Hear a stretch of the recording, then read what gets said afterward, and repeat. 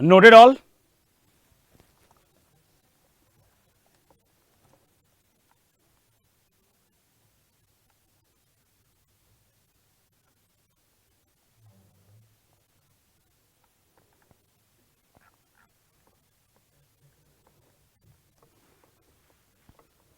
यहां कहां एन है भाई?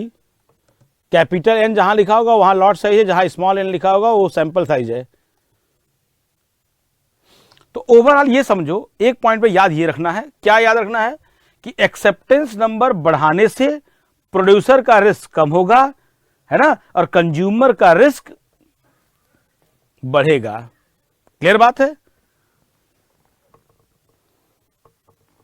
प्रोड्यूसर का रिस्क कम होगा, कंज्यूमर का रिस्क बढ़ जाएगा। सीधा सीधा बात ये याद रखना है, है ना। एक्सेप्टेंस नंबर अगर आपने बढ़ा दिया, एक्सेप्टेंस नंबर अगर आपने इंक्रीज कर दिया, अगर आपने एक्सेप्टेंस नंबर बढ़ा दिया, क्लियर है, तो इससे क्या हो रहा है? प्रोड्यूसर रिस्क कम होगा, है ना, और जो कंज्यूमर रिस्क है, कंज्यूमर रिस्क बढ़ जाएगा। ठीक है,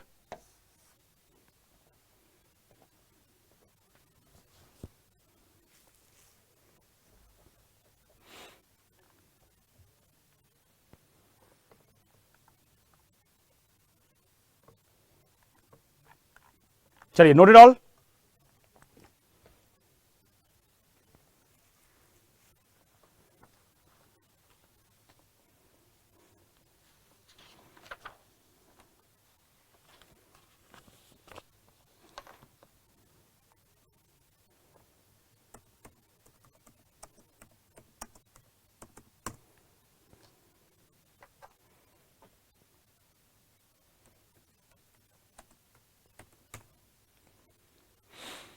चलिए अब थोड़ा आगे चला जाए, नोट कर लिए इसको।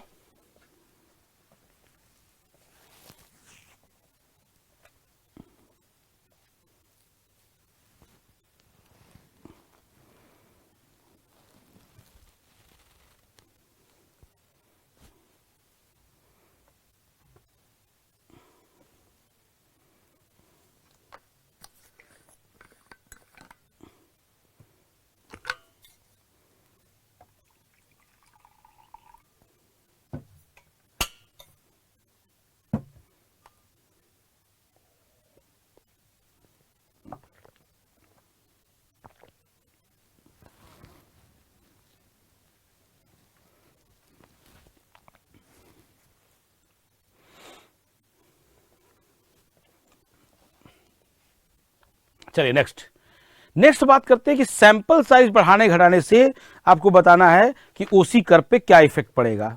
इस बार सैंपल साइज को इंक्रीज डिक्रीज करेंगे। ठीक है,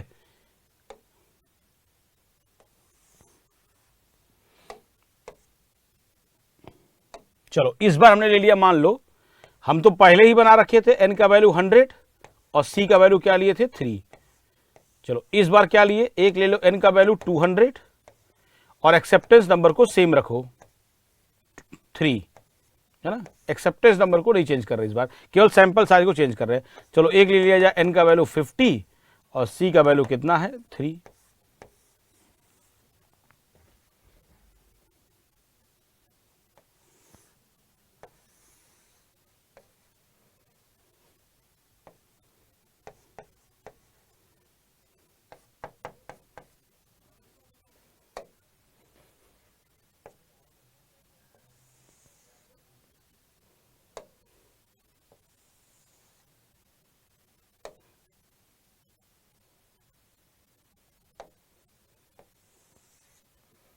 इस बार देखो अगेन हमने 3 कर्व बनाया है। चलो मैं बता देता हूं कि जो ये मिडिल वाला कर्व है that is for n equal to 100। तो आपको बताना है, देखो पहले n इक्वल टू 200 के लिए कर्व कौन सा होगा, 50 के लिए कौन सा होगा। पहली बात समझ जाओ कि n इक्वल टू 200 का जो कर्व होगा वो चला जाएगा नीचे, ये होगा n इक्वल टू 200 का कर्व, और ये ऊपर वाला होगा n इक्वल टू 50 का। और ये बात जरा समझो कैसे, n इक्वल टू 50।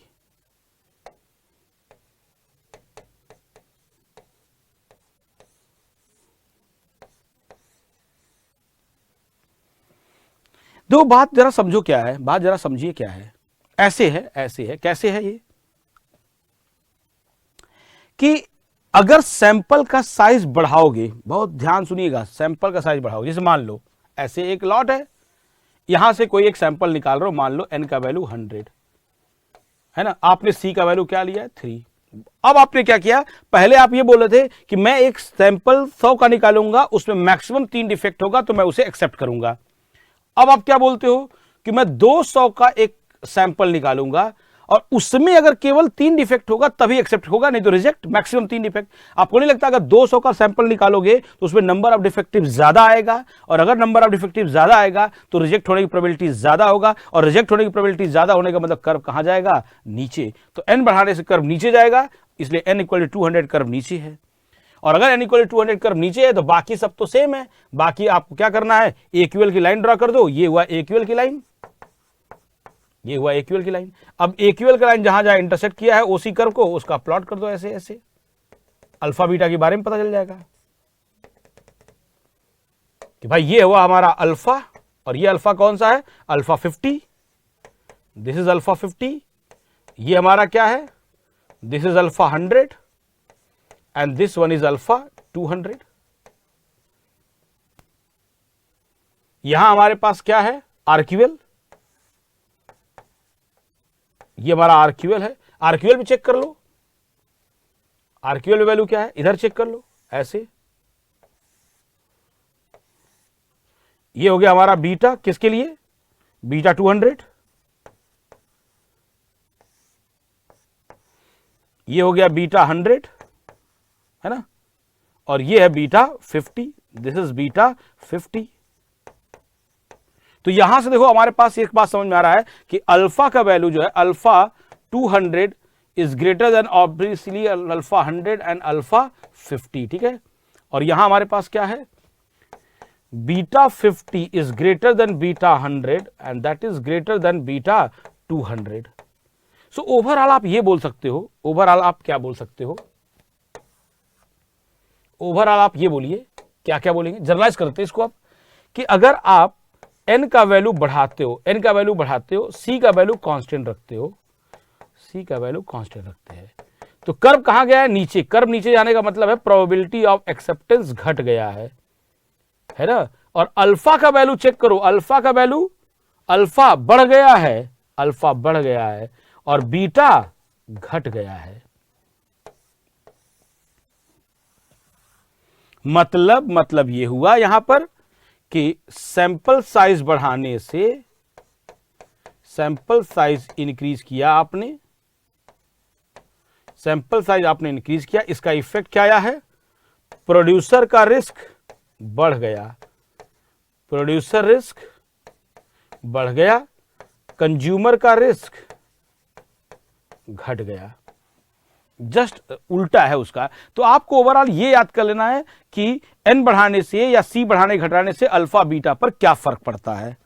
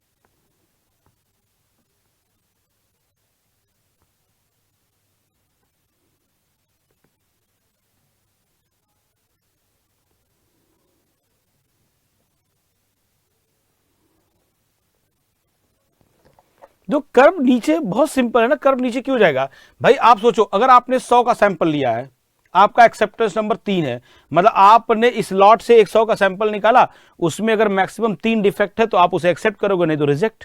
अब आप क्या करने जा रहे हो, सेम लॉट से 200 का सैंपल निकालो। अब मैं 200 क्वांटिटी निकालो और उसका 100% इंस्पेक्शन करो, तो आपको नहीं लगता कि यार 200 में नंबर ऑफ डिफेक्ट ज्यादा आएगा, जबकि एक्सेप्ट करने का क्राइटेरिया आपके पास 3 ही है। तो 200 में अगर निकालोगे, एक ही लॉट से पहले 100 निकाला, फिर कोई आदमी उसमें से 200 निकाल रहा है, तो जो 200 निकालेगा उसमें डिफेक्ट ज्यादा आएगा। और 200 में अगर डिफेक्ट ज्यादा है, तो अगर नंबर ऑफ डिफेक्टिव ज्यादा है तो उसे रिजेक्ट होने की प्रोबेबिलिटी ज्यादा होगा, और रिजेक्ट होने की प्रोबेबिलिटी ज्यादा होने का मतलब कर्व नीचे जाएगा, और कर्व नीचे गया है, इसलिए 200 का कर्व नीचे गया है।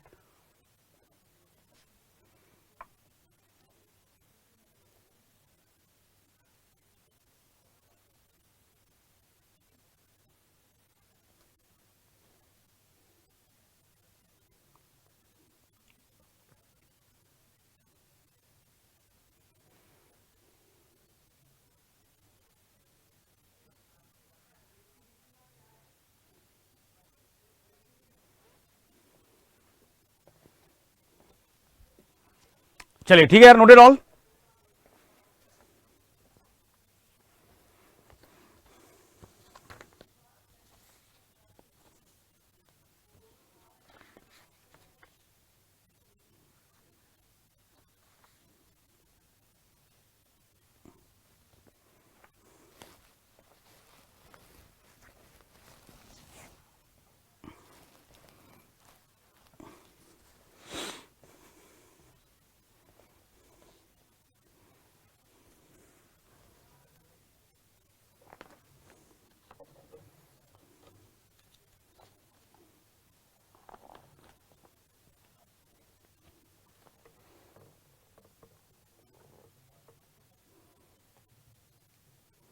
भाई एक्सेप्ट होने का क्राइटेरिया तो मतलब 3 ही रखे हो तुम, वो तो ठीक है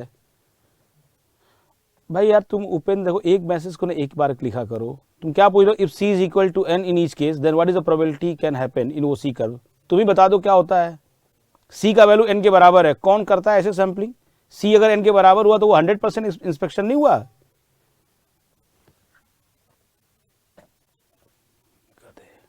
एनीवे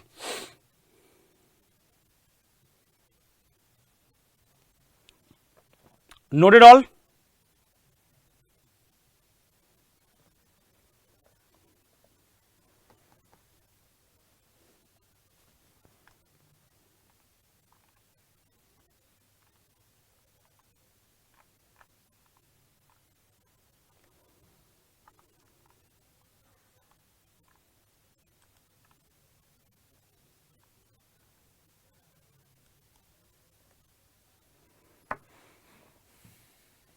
चलो एक क्वेश्चन देखो, the maximum percentage of defect that consumer may find definitely acceptable.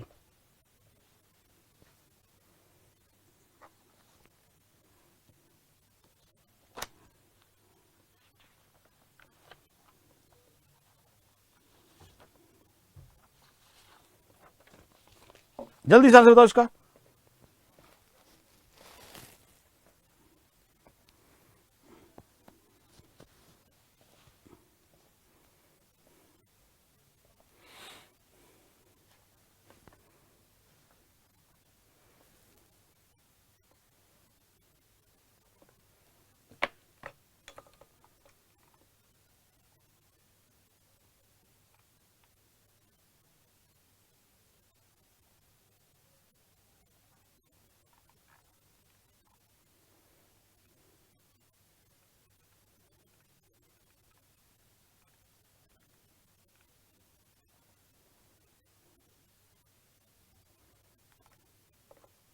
चलिए यार, काफी लोग सही आंसर दे रहे हैं पर बहुत सारे लोग गलत भी दे रहे हैं। The correct answer for this question is LTPD। जो क्या पूछा है, वो मैक्सिमम परसेंटेज डिफेक्टिव बताओ जिस परसेंटेज डिफेक्टिव पर कंज्यूमर में फाइंड डेफिनेटली एक्सेप्टेबल। तो भाई देखो क्या है, जो पहली बात की प्रोबेबिलिटी में डेफिनेटली टर्म आना नहीं चाहिए। प्रोबेबिलिटी में कोई चीज डेफिनेट नाम की नहीं होती है। डेफिनेट का मतलब 100% होता है, और प्रोबेबिलिटी मॉडल में कोई चीज 100% नाम की चीज होती नहीं है। अब समझना, ये क्वेश्चन एएससी का पूछा हुआ क्वेश्चन है, and they have given the answer की विथ एलटीपीडी, बट मेजोरिटी लोग इसका आंसर गलत देते हैं। देखो समझो क्या है, मैं कहता हूं पूछा गया है कि वो मैक्सिमम परसेंटेज बताओ जिस परसेंटेज डिफेक्टिव पर कंज्यूमर खुद ये बोलता है। This definite word is used for consumer, जिसपे कंज्यूमर खुद ये बोलता है, डेफिनेटली बोलता है कि भाई मैं उसे एक्सेप्ट कर सकता हूं। तो ये तो एलटीपीडी का ही डिफिनीशन है। कंज्यूमर खुद कहता है भाई मैं इतना टॉलरेंस मैक्सिमम एक्सेप्ट कर सकता हूं। तो मैक्सिमम परसेंटेज इस पर तो एक्यूएल पे तो वो कमेंट देता है गुड का, तो क्या वो केवल एक्यूएल पे एक्सेप्ट करता है? वो एलटीपीडी तक एक्सेप्ट कर सकता है, ये उसका मैक्सिमम परसेंटेज इफेक्टिव है, जहां तक कि वो क्या कर सकता है, एक्सेप्ट कर सकता है। तो here the definite word is used for customer. Customer खुद ये बोलता है कि मैं मैक्सिमम उसको एलटीपीडी तक क्या कर सकता हूं, एक्सेप्ट कर सकता हूं। So the answer for this question is एलटीपीडी।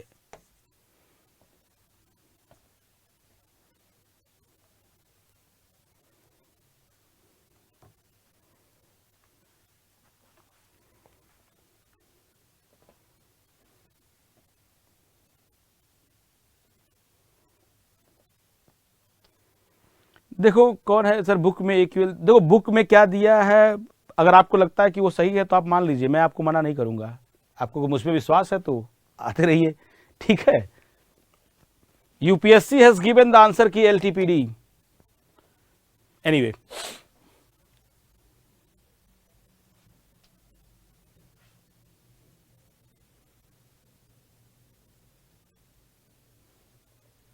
ठीक है।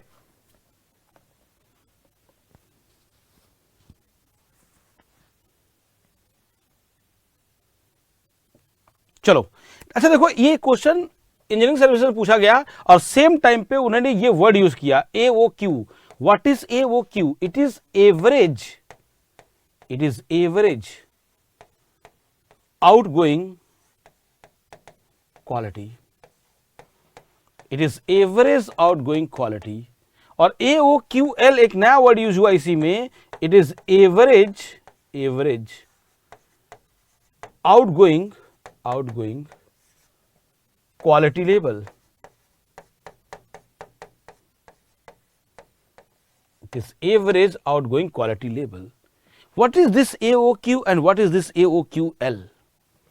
क्या है ये AOQ and क्या है ये AOQL? देखो ये बात 2017-18 वाले क्वेश्चन में ये पूछा गया था, और उस साल मैंने AOQ और AOQL नहीं पढ़ाया था, लेकिन एलटीपीडी, एक्यूएल, आरक्यूएल, ये ओसी कर्व, ये सब पढ़ाया था और एग्जैक्टली सेम क्वेश्चन पूछा गया था। फिर मैंने बाद में एओक्यू को ऐड किया कि भाई एओक्यू को ऑप्शन में डाल रखे हैं, इसका मतलब ये इस पे भी क्वेश्चन पूछ सकते हैं, और फिर उन्होंने पूछा भी क्वेश्चन इस पे। समझेंगे जरा क्या है ये एओक्यू। एओक्यू क्या है, जरा इस बात को हम लोग समझते हैं। छोटे सा फॉर्म है और काम का चीज समझेंगे, सिर्फ समझिए क्या है। देखो एओक्यू क्या है, एवरेज आउटगोइंग क्वालिटी क्या है, बहुत ध्यान से सुनना क्या है। अब देखो जैसे ना, जैसे आप सोचो कि ओसी कर्व था कि अपने सैंपलिंग प्लान को मेजर करना कि कौन सा सैंपलिंग प्लान बेहतर है और कौन सा सैंपलिंग प्लान खराब है। ये जो एओक्यू है ये भी एक दूसरा मेथड है अपने सैंपलिंग प्लान को मेजर करना कि भाई सैंपलिंग प्लान कैसा है। It is another method to evaluate the goodness of sampling plan. अपने सैंपलिंग प्लान का गुडनेस चेक करने के लिए एक दूसरा मेथड है। दूसरा क्या है क्या चीज ये?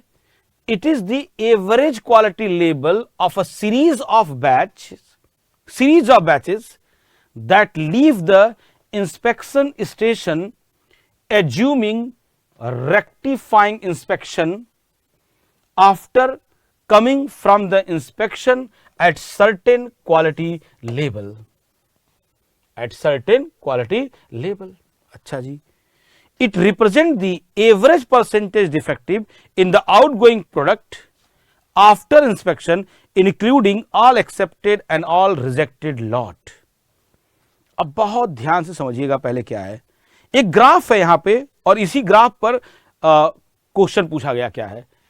इस एक्सिस पे हमने लिया है एओक्यू, इस एक्सिस पे हमारे पास क्या है एओक्यू, और यहां पर y एक्सिस पे क्या है हमारे पास है, y एक्सिस पे क्या है, सॉरी y एक्सिस पे AOQ है और इस एक्सिस पे परसेंटेज P है, और ये परसेंटेज P वही है जो अभी तक चल रहा था परसेंटेज इफेक्टिव का, मतलब इनकमिंग लॉट का, मतलब जो मैन्युफैक्चरिंग होके आया है। AOQ क्या है, इंस्पेक्शन करने के बाद जो लॉट एक्सेप्ट हुआ या रिजेक्ट हुआ उनमें जो परसेंटेज डिफेक्टिव है उसको बोला गया AOQ। और इसका जो ग्राफ का शेप है वो कुछ ऐसे आ रहा है कि पहले AOQ बढ़ता है और फिर घटने लगता है। थोड़ी सी बात समझना है, टेक्निकल वे में समझाने की कोशिश करते। इसमें एक लिखता है आफ्टर इंस्पेक्शन, है ना, और एक होता है इनकमिंग, एक होता है आउटगोइंग। इनकमिंग आउटगोइंग का मतलब क्या है, before inspection and after inspection. समझना जरा क्या है, इसको एक एग्जाम्पल से बताने जा रहे हैं। पहले ये एग्जाम्पल एक बार बताएंगे, इसलिए ध्यान से सुन लेना क्या है।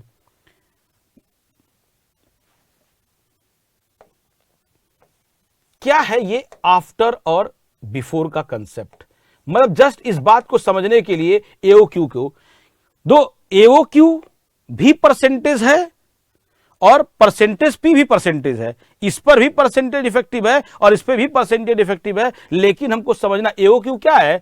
देखो लिखा है ना, it represent the average percentage effective in the outgoing product after inspection including all accepted and all rejected. और यहां होता क्या है, rectifying inspection. What is this rectifying inspection, what is this rectifying inspection, what is this rectifying inspection. दो पहले तो समझो rectifying inspection क्या होता है। दो रेक्टिफाइंग इंस्पेक्शन क्या है इस बात को समझो। रेक्टिफाइंग इंस्पेक्शन का मतलब होता है स्क्रीनिंग। जैसे आप जाते हो कहीं पर भी, मान लो मेट्रो में जाते हो तो देखा होगा ना कि आपका बैग को पूरा डाल दिया था स्क्रीनिंग में, वो होता है स्क्रीनिंग करने का मतलब होता है 100% इंस्पेक्शन। तो स्क्रीनिंग का मतलब होता है किसी भी चीज का 100% इंस्पेक्शन करना। अब जब कोई चीज का यहां पर रेक्टिफाइंग इंस्पेक्शन में 100% जब हम इंस्पेक्शन करते हैं तो हम क्या बोलते हैं कि अगर कोई लॉट रिजेक्ट हुआ, rejected lot will go for rectifying inspection. अगर कोई लॉट रिजेक्ट हो गया तो कहां जाएगा, रेक्टिफाइंग इंस्पेक्शन में। अच्छा, और रेक्टिफाइंग इंस्पेक्शन में अगर गया तो उस रेक्टिफाइंग इंस्पेक्शन में अगर कोई आइटम डिफेक्टिव मिला, non conformance item found in the sample will be replaced. अब वो रेक्टिफाइंग इंस्पेक्शन में गए, कोई लॉट रिजेक्ट हुआ तो उसका 100% इंस्पेक्शन करो, अगर उसमें कोई डिफेक्टिव मिला तो उसको रिप्लेस कर दो सही वाले से। ये होता है रेक्टिफाइंग इंस्पेक्शन।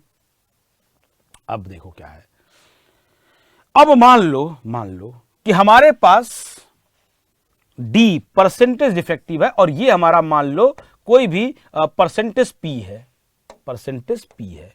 ये क्या है भाई, कोई परसेंटेज P है ना, दिस इज परसेंटेज P। कितना लिया हमने, 2%। हमने बोला हमारे पास दो लॉट है N1 और N2, दोनों का साइज 100 और 100 है। ठीक, ध्यान सुनिएगा, हमारे पास दो लॉट है, एक N1 है और एक N2 है, और दोनों में 2% डिफेक्टिव, मतलब 100 में 2 डिफेक्टिव यहां है, 100 में 2 डिफेक्टिव यहां भी है। तो ओवरऑल 200 लॉट में 200 में कितना डिफेक्टिव हुआ, 4। तो अगर पूछा जाए कि भाई परसेंटेज P कितना है, जिसको बोलते हैं ना, मान लो मैन्युफैक्चरिंग करके आपने दो लॉट लेके आए, एक N1 है दूसरा N2 है और दोनों का साइज 100 है। जस्ट मैन्युफैक्चरिंग करके आया है, before inspection and after inspection. ये यहां लिखा है इंस्पेक्शन और यहां बात करें बिफोर इंस्पेक्शन। अभी सैंपलिंग नहीं की गई है, अभी इंस्पेक्शन नहीं किया गया है, ये मैन्युफैक्चरिंग करके आया है ना। एक N1 है 100, एक N2 है, दोनों में 2% डिफेक्टिव है। तो टोटल डिफेक्टिव कितना है, 4, मतलब परसेंटेज डिफेक्टिव हमारा कितना हो गया, 2%। अब जाया after inspection, after sampling plan, sampling inspection, और मैं करने जा रहा हूं सिंगल सैंपलिंग प्लान। मान लो कि मैंने लिया है कि एक सैंपल हमारा 10 का है और सिंगल सैंपलिंग प्लान में दो चीज चाहिए, सैंपल साइज और एक्सेप्टेंस नंबर। सैंपल साइज हमने लिया 10 का और C का वैल्यू हमने क्या ले लिया, 1। ये है हमारा सैंपल साइज और एक्सेप्टेंस नंबर 1, ये है सिंगल सैंपलिंग प्लान। और इस प्लानिंग के तहत मैं इन लॉट पे गया सैंपलिंग करने। अब सुनना ध्यान से, मान लो कि मैंने लिया N1 का वैल्यू 100, N1 का वैल्यू आपने क्या लिया, 100, वो तो है ही, ये है N1 100, मैंने ले लिया। इसमें से 10 का एक सैंपल निकाला, उसका किया 100% इंस्पेक्शन, D का वैल्यू आया 1। अगर डी का वैल्यू 1 आया तो भाई आपने बोला डी का वैल्यू सी से छोटा है, तो आपने पूरा लॉट क्या कर दिया, एक्सेप्ट। पूरा का पूरा लॉट क्या हो गया, एक्सेप्ट। अब सोचना सोचना ध्यान से, N1 में इधर 100 में से 2 डिफेक्टिव था, जब वो यहां आया तो आपने 10 निकाला था, 10 में से एक डिफेक्टिव मिला। अंडर रेक्टिफाइंग इंस्पेक्शन अगर कहीं कोई डिफेक्ट मिला उसको रिप्लेस कर दोगे सही वाले से, तो ये जो एक डिफेक्ट मिला था ये सही हो गया। लेकिन इस 100 में टोटल डिफेक्ट था कितना, 2। एक तो यहां मिल गया, बाकी आपने बोला कि भाई पूरा लॉट एक्सेप्ट हो गया, तो जो 90 आइटम बचा हुआ था वो डायरेक्टली यहां पहुंचा। उस 90 में एक क्या था, डिफेक्टिव। तो ओवरऑल ये N1 यहां पहुंचा। Overall from N1 in the outgoing we are having 1 defect. Inspection करने के बाद हमें एक डिफेक्ट यहां चला गया, क्योंकि आपने पूरी लॉट को एक्सेप्ट कर दिया था। एक तो यहां से रेक्टिफाइंग में रिजेक्ट हो गया, लेकिन बाकी 90 तो पूरा लॉट एक्सेप्ट हुआ, डायरेक्ट वहां भेज दिए। तो ओवरऑल 2 डिफेक्ट में से एक यहां मिल गया था और बाकी एक डायरेक्टली वहां पहुंच गया। तो ओवरऑल 100 में से कितना डिफेक्ट मिला, यहां पर पहुंचा 1। अब आया दूसरा लॉट जो था 100 का, इस पर भी सेम सैंपलिंग प्लान लगाए। इनमें से हमने 10 का सैंपल निकाला, 10 का सैंपल निकाला। 10 का सैंपल निकालने के बाद मैंने उसका 100% इंस्पेक्शन किया और डिफेक्ट मिल गया 2, और दोनों मिला तो मैंने उसे क्या कर दिया भाई, डी का वैल्यू सी से बड़ा मिला, क्योंकि सी हमारा कितना है 1। मैंने पूरे लॉट को रिजेक्ट कर दिया। और अगर पूरे लॉट को रिजेक्ट कर दिया तो रिजेक्टेड लॉट कहां गया, रेक्टिफाइंग इंस्पेक्शन में। और रेक्टिफाइंग इंस्पेक्शन क्या करेगा, जितने भी उसमें डिफेक्टिव है सबको रिप्लेस करेगा और सबको सही करेगा। तो अगर वो सबको सही कर दिया तो N2 को फाइनली पहुंचाना यही है, और N2 में अब कोई भी डिफेक्ट नहीं है। तो यहां से N1 में एक डिफेक्ट आया, N2 में कोई डिफेक्ट नहीं आया, और टोटल हमारे पास 200 क्वांटिटी आया, और एक में आया 1 डिफेक्ट, एक में आया 0 डिफेक्ट। टोटल आया कितना, 1/200। तो ये हुआ हमारा AOQ कितना परसेंट, 1/200। और ये था हमारा P कितना परसेंट, 2%। और तो ये हमारा है जो P है वो है 2%, और ये गया कितना, 1%। तो ये है इनकमिंग लॉट का जो जस्ट मैन्युफैक्चरिंग करने के बाद आया, और ये P जो AOQ है ये है इंस्पेक्शन करने के बाद। तो इनका ओवरऑल जो ग्राफ है वो ऐसे जाता है, पहले बढ़ता है और फिर घटता है। तो इसी कर्व को बोलते हैं AOQ कर्व। तो इनकमिंग लॉट का मतलब हो गया मैन्युफैक्चरिंग करने के बाद, और ये है इंस्पेक्शन करने के बाद। जो आया पहले मैन्युफैक्चरिंग करके उसमें परसेंटेज डिफेक्टिव, और इंस्पेक्शन करने के बाद जो गया including all accepted and all rejected, है ना, उसमें जो डिफेक्ट है उसको बोला गया AOQ। और उसका जो शेप है वो पहले ऐसे बढ़ता है और फिर ऐसे घटता है। और ये जो इस कर्व का जो पीक वैल्यू है इसी को बोला गया है AOQL, average outgoing quality level. इसके लिए एक फार्मूला है, how to calculate the AOQ। क्या है भाई formula, PA into P into capital N minus small n divide by N, जहां PA क्या है, प्रोबेबिलिटी ऑफ एक्सेप्टेंस, P है परसेंटेज इफेक्टिव, कैपिटल N है लॉट साइज, और स्मॉल n है हमारा सैंपल साइज है। तो ये हमारे पास है AOQ का फाइनली फार्मूला। इसी में अगर n का वैल्यू बहुत बड़ा हो जाए, n कैपिटल N बहुत बड़ा हो जाए स्मॉल n से, तो हमारा AOQ का फार्मूला केवल क्या आ जाएगा, केवल क्या आ जाएगा, it is PA into P। Clear बात है। तो आपको बस समझाने के लिए ये हमने बना रखा है कि लोग बहुत कंफ्यूज होते, इतना ज्यादा सोचने लगते कैसे सर वो अलग है। तो इसलिए इतना हमने डिटेल बताया, पर आपको इतना डिटेल की जरूरत नहीं है। आप सिर्फ इस फार्मूले को और इस कर्व को याद रख लो और ये डेफिनेशन याद रख लो। पर हमने आपको समझा पूरा दिया है क्या है वो, ठीक है। Just note down the first definition and this curve, note it fast.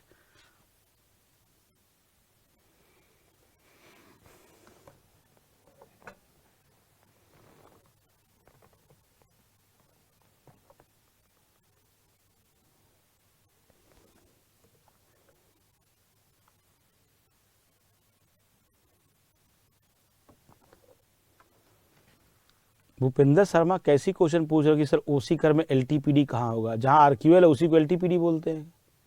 अच्छा बाद में, ठीक है। Ultimate explanation, thanks mister Ankit Kumar Singh, thank you.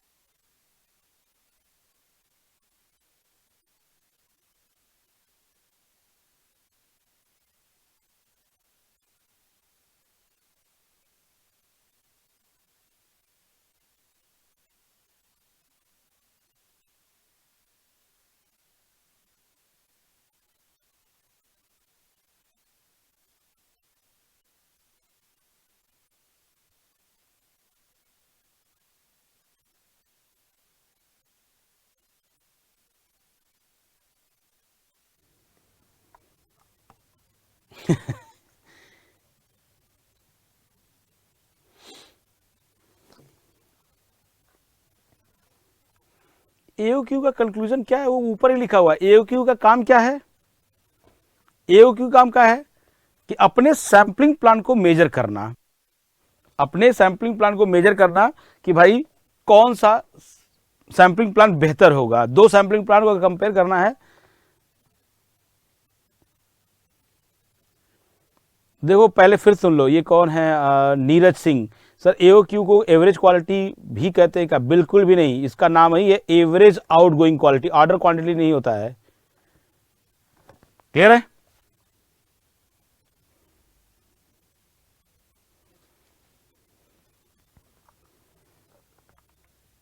नाम नहीं चेंज करते, उसका नाम जो ओरिजिनल है वो वही है। No need to write the example, is just to हमने हमने हमने आपको बस क्या ना कि लोग पूछने लगते हैं सर आउटगोइंग क्या है, तो इसीलिए बस उतना हमने एक्सप्लेन करने के पॉइंट रख दिया। आपको उतना लोड बढ़ाने की जरूरत नहीं है, इसको लिखने की जरूरत नहीं है। ठीक है,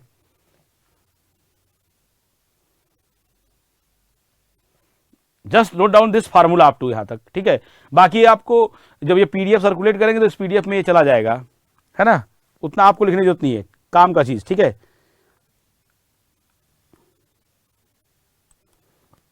रेक्टिफाइंग का मतलब होता है कि किसी भी चीज को रेक्टिफाई करना, मतलब जैसे होता है ना एक्सरे करना। आप स्कैनर में कोई चीज डालते हो स्क्रीन में, जैसे होता है ना कि स्क्रीनिंग करना, कोई चीज स्क्रीनिंग करते हैं तो उसमें एक एक चीज की स्क्रीनिंग होती है ना, तो उसी को बोलते हैं रेक्टिफाइंग। उसमें क्या, अगर कोई डिफेक्ट मिल गया तो वहां पे उसको तुरंत क्या कर दिया जाता है? रिप्लेस कर दिया जाता है। तो इसका ग्राफ कैसा है? पहले ये बढ़ता है फिर घटता है, और इसका जो पीक वैल्यू है उसी को बोला गया AOQL।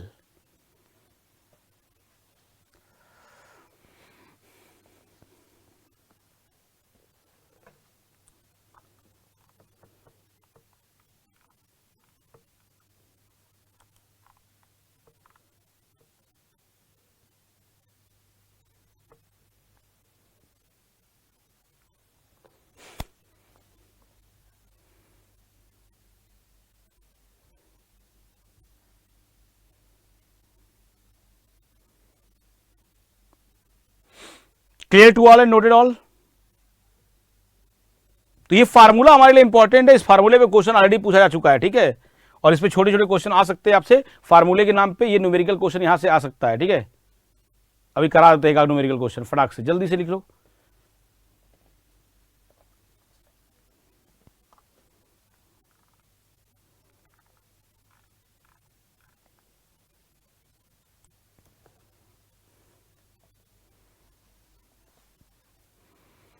अरे यार ये कौन है? दिलीप कुमार मंडल। बस करो भैया, ठीक है, मान लिया, सुन लिया अल्टीमेट एक्सप्लेनेशन। तुमने तो यार पूरा चैट पाट दिया है।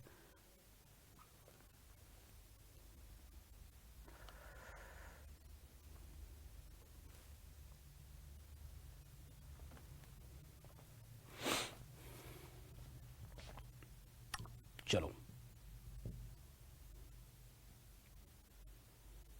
I am not suggesting you कि there is need to write this example. It is just to explain what is AOQ, right? हाँ, बाकी ये रेक्टिफाइंग इंस्पेक्शन में ये बात समझ रहा ना, रेक्टिफाइंग इंस्पेक्शन ही देखो AOQ में क्या यूज होता है? Rectifying inspection. और ये इंपॉर्टेंटली बात याद रखना है कि AOQ में कौन सा इंस्पेक्शन यूज होता है? Rectifying inspection. ये बात इंपॉर्टेंट है यहां पे, है ना, और उसको हमेशा अंडरलाइन बना देना। और इसका काम क्या है? It is use to measure the goodness of sampling plan, या कौन सा सैंपलिंग प्लान बेहतर है उसके लिए हम लोग यूज करते हैं। ठीक है ना, बाकी इसका ग्राफ याद रखो, इसका फार्मूला याद रखो क्या है, इसका ग्राफ कैसे है, पहले ऐसे बढ़ता है और कर्व घटता है, और जो पीक वैल्यू है उसी को बोला गया AOQ। और AOQ का जो फार्मूला है, it is PA into P into capital N minus small n divide by capital N। Right, चलो इस पर हम जरा देखेंगे एक क्वेश्चन। यार क्वेश्चन मिल ही जाएगा कहीं ना कहीं। चलो देखो, चलो डिफाइन ही कर दिए हैं, तो एक पॉइंट पे आप कर लो। ये जो हमने बताया ना एवरेज आउटगोइंग क्वालिटी लेवल क्या है, तो जैसे वही देखो जो पीक है, इतना डिफिनीशन लिखने की जरूरत नहीं है, चलो लिख लो। बल्कि कि हमने क्या बताया, AOQ क्या है, AOQL क्या है? Average outgoing quality level. ये क्या है भाई? It is the maximum or peak of the AOQ curve. जो AOQ कर्व बनाया उसी का जो पीक है उसी को बोला गया AOQL लेवल। ठीक है, अब क्या है, इसको एक लाइन में डिफाइन कैसे करते हैं? क्या है देखो, it represent the worst average quality, it represent the worst average quality. यही है भाई, इस इतना डिफेक्टिव बाहर पहुंच रहा है, मतलब ये तो वर्स्ट ही हुआ ना। आप सोचो कि आप सैंपलिंग कर रहे थे और सैंपलिंग करने के दौरान जो इंस्पेक्शन करने के बाद इधर पहुंचा है वो वैल्यू बहुत हाई है, इसका मतलब वो वर्स्ट है यार, उतना तो नहीं पहुंचना चाहिए ना। रेक्टिफाइंग इंस्पेक्शन करने के बाद भी अगर आपका डिफेक्टिव पहुंच रहा है, इसका मतलब आपका सैंपलिंग प्लान बहुत खराब है। Worst quality would leave the inspection station assuming rectifying regardless of incoming lot quality, है ना, वही है ना, वहां पे भी क्या किया गया है, rectify inspection. It is also major the goodness of sampling plan. भाई जिसका एओक्यूएल लेवल नीचे होगा उसका सैंपलिंग प्लान बेहतर होगा, जिसका एओक्यूएल का लेवल ऊपर होगा उसका सैंपलिंग प्लान खराब होगा। क्लियर बात?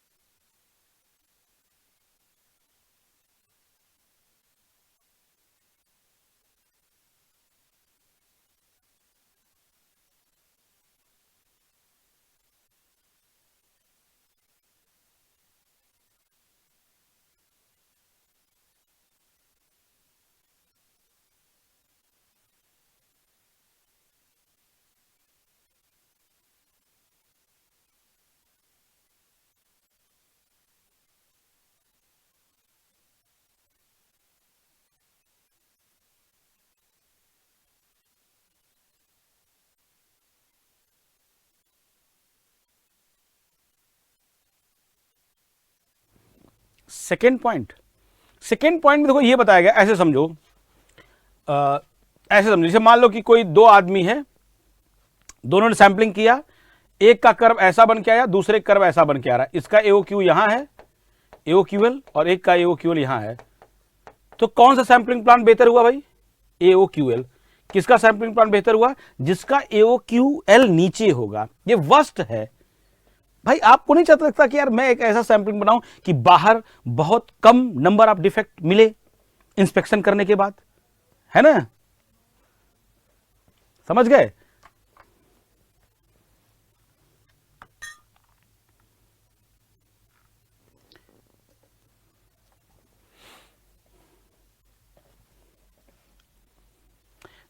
ठीक है यार, देखो उस जो बार बार लोग एक आध लोग पूछ रहा है कि सर एग्जांपल लिख ले, मैं तो नहीं सजेस्ट करूंगा एग्जांपल लिख लो। आपके पास वैसे जब पीडीएफ भेजूंगा तो इस पीडीएफ में वो एग्जांपल लिखा है, लेकिन इस एग्जांपल को आपको मतलब किसी को एक्सप्लेन तो करना नहीं है, आपको समझना था। आपने ओवरऑल समझ लिया कि कर्व क्या है, और ये पूछा ही नहीं जाएगा ना, कर्व ही पूछा जाएगा।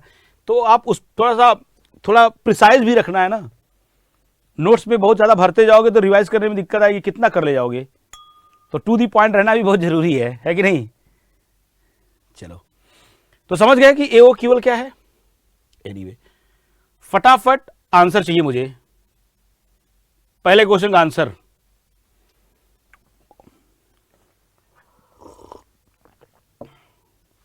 Answer for this question.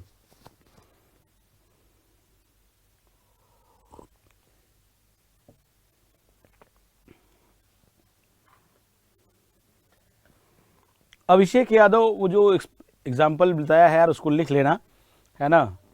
चलो वो पीडीएफ मिलेगा उससे लिख लेना यार, बाकी जरूरत नहीं है उतना लिखने की, क्या करोगे देख के? आपको पीडीएफ मिल जाएगा उससे देख लेना।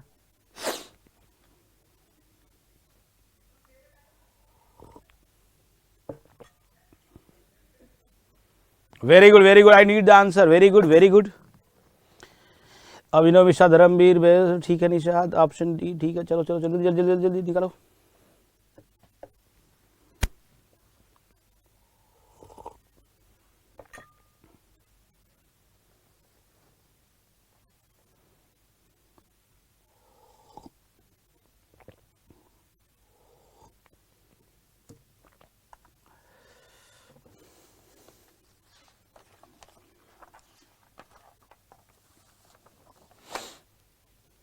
देखो ध्यान से पढ़ना, लिखा है the probability of acceptance of 1% defective lot is 0.5, then what is A O Q. अगर एओ क्यू का फार्मूला लगाओगे तो what is A O Q?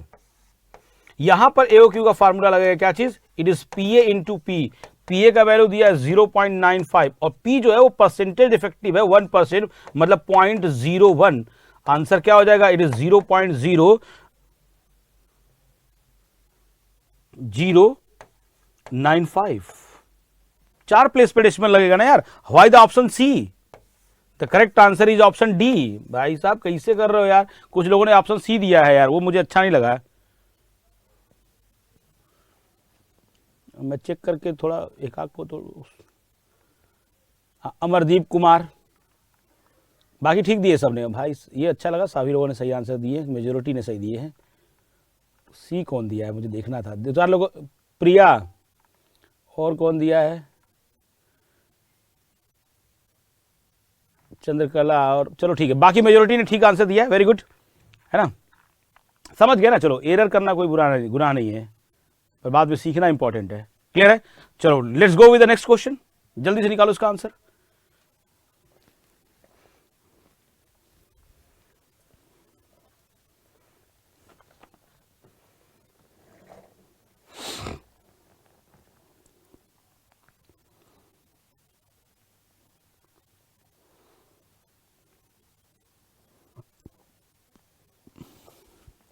Just for the sake of practice, कुछ भरोसा नहीं ना कि जिस हिसाब से उन्होंने टॉपिक सिलेक्ट किया, हो सकता है क्वेश्चन छोटे छोटे न्यूमेरिकल भी डाल दे।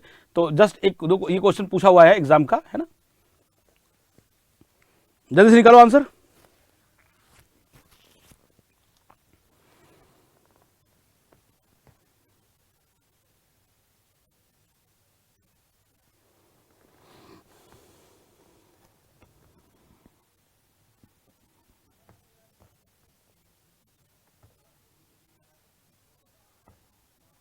Amardeep Kumar, P should be in percentage, but percentage का वैल्यू क्या है? 1% है, 1/100 हुआ ना।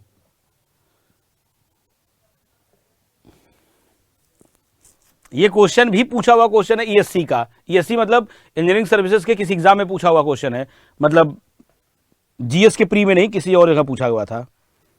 वेरी गुड यार। गुड, आ गया आंसर यार। दो यहां पर क्या फार्मूला लगेगा, AOQ इज इक्वल टू क्या लगाइएगा formula, it is PA into P into capital N minus small n।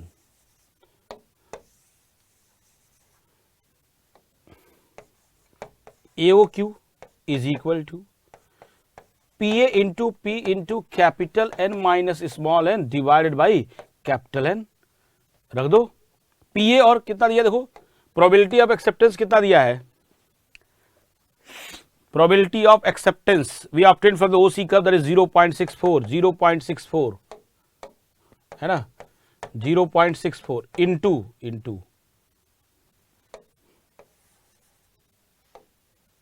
0.64 और क्या चाहिए, P परसेंटेज इफेक्टिव कितना दिया है 2%, that is 0.02 into 1000 minus 85 divide by 1000। Solve कर लो, आंसर है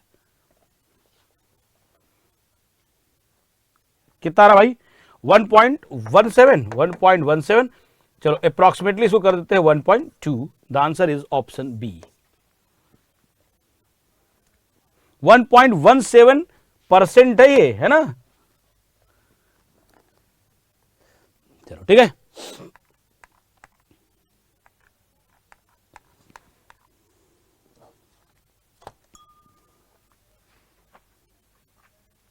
तो इतना पूरा देखो आपको ना सैंपलिंग में इतना करके चलना है, ठीक है। AOQL, LTPD, RQL, LTPD इस टाइप के जो क्वेश्चंस है थोड़े इंपॉर्टेंट है। क्या है AOQ, क्या है AOQL, क्या है RQL, क्या है LTPD, क्या है अल्फा, क्या है बीटा, AOQL का कर्व, OC कर्व, सैंपलिंग, ये सब इंपॉर्टेंट है। इस पर क्वेश्चन पूछे गए हैं, दोबारा भी पूछे जा सकते हैं और इस एग्जाम में भी पूछे जा सकते हैं। तो जो हमने बताया है इनसे मतलब मेरा जो कंसर्न है कि इससे क्वेश्चन आने का चांसेस थोड़ा ज्यादा है, ठीक है।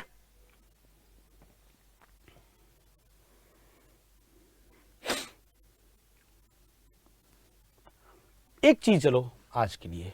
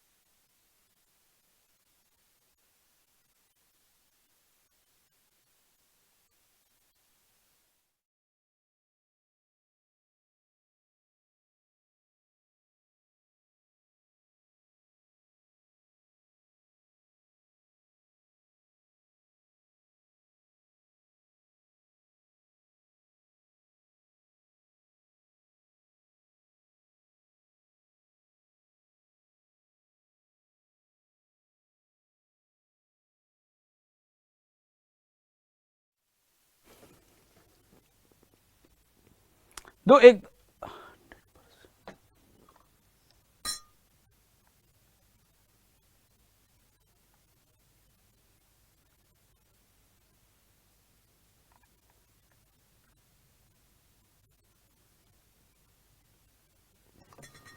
क्या पूछा गया भाई, कुछ मैंने गड़बड़ किया है क्या लास्ट में? रुक जाओ एक मिनट जरा। तो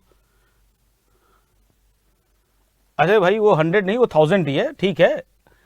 1000 माइनस 85 डिवाइड बाई 1000 है, बिल्कुल सही है, ठीक है, एग्री करते हैं हम।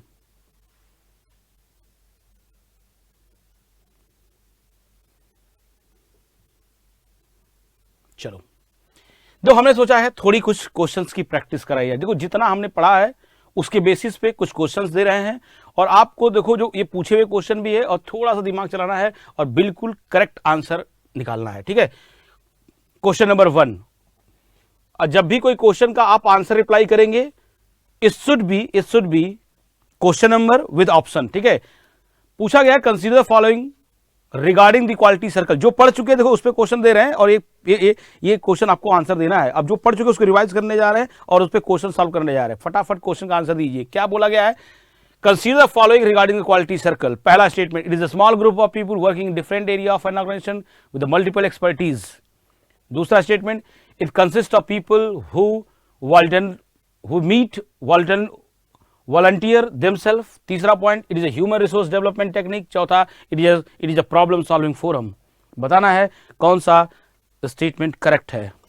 पूछा गया ना, which of the following statements are correct.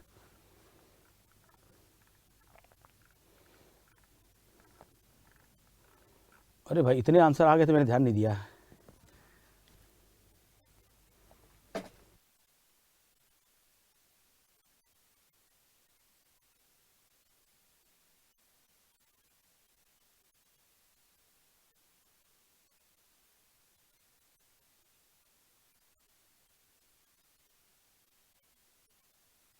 क्या है भाई इसका आंसर, करेक्ट आंसर दो यार, कंफ्यूज नहीं होना. देखो इसमें, देखो अब ध्यान रखो, क्वालिटी सर्कल के बारे में हम पहले भी बात कर चुके हैं. क्वालिटी सर्कल के बारे में पूछा गया है और इसमें बोला गया है it is a small group of people who working in the different area. This word is absolutely गलत. यहां क्या होना चाहिए, same.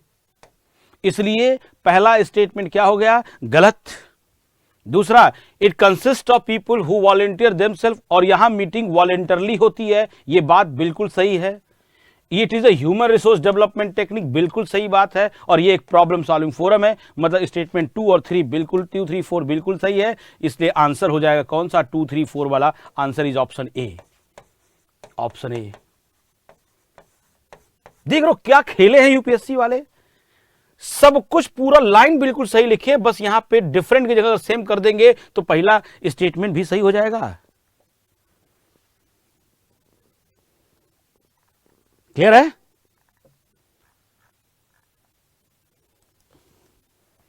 UPSC play the question with the, मतलब वो पजल खेलता है, बड़ा दिमाग लगाता है यार.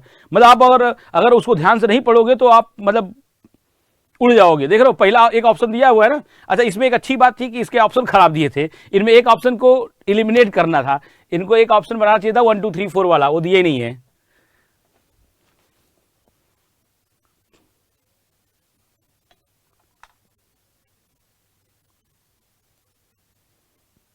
चलो नेक्स्ट क्वेश्चन.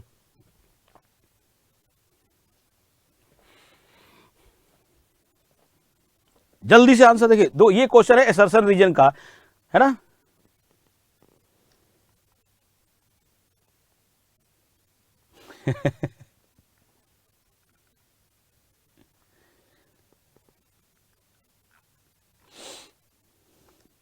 फटाक से आंसर, फटाक से आंसर. बोला गया है the prevention cost increases with the introduction of quality system and it may be a significant portion of the total quality cost. Statement 2, cost associated with education and training are not included in the prevention cost. आपको बताना है A B C D में कौन सा सही है कौन गलत है. क्या दिया जाएगा answer. Good good good good, very good very good, keep going keep going. काफी लोग सही आंसर दे रहे हैं, बिल्कुल सही है. दो भाई इन्होंने बोला है द प्रिवेंशन को, याद करिए अब ये क्वेश्चन है कॉस्ट ऑफ क्वालिटी का. याद है हमने कॉस्ट ऑफ क्वालिटी पढ़ाई भी थी. उन्होंने बोला है the prevention cost increases with the introduction of quality system. कह रहा है अगर क्वालिटी सिस्टम बढ़ाओगे तो जो प्रिकॉशनरी कॉस्ट है वो बढ़ेगा. और लिखा है it may be significant portion of the total quality cost. और ऑब्वियस सी बात है वो सिग्निफिकेंट पोर्शन होगा. नहीं लगता आपको कि मुझे प्रिवेंटिव कॉस्ट ज्यादा रखना चाहिए. अप्रेजल रखने का क्या मतलब है यार, हम थोड़ी नहीं चाहते कि पहले खराब हो फिर अच्छा करें. पहले अच्छा कर लो. प्रिवेंटिव कॉस्ट सिग्निफिकेंट पोर्शन होता है. तो पहला स्टेटमेंट तो मुझे बिल्कुल सही लग रहा है. ठीक है. दूसरा statement, cost associated with education training are not included in the prevention cost. जबकि यह स्टेटमेंट बिल्कुल गलत है, क्योंकि यही तो है cost of training, cost of simplification, modification, ये सब ट्रेनिंग एजुकेशन ये सब तो आएगा ही ना. और ये सब पहले ही करना पड़ता है और ये तो आएगा ही प्रिवेंशन कॉस्ट में. मतलब स्टेटमेंट 1 गलत, स्टेटमेंट 2 जो है सही है. Statement 1 is true, statement 3 is wrong, second is wrong. इसलिए correct answer is option C.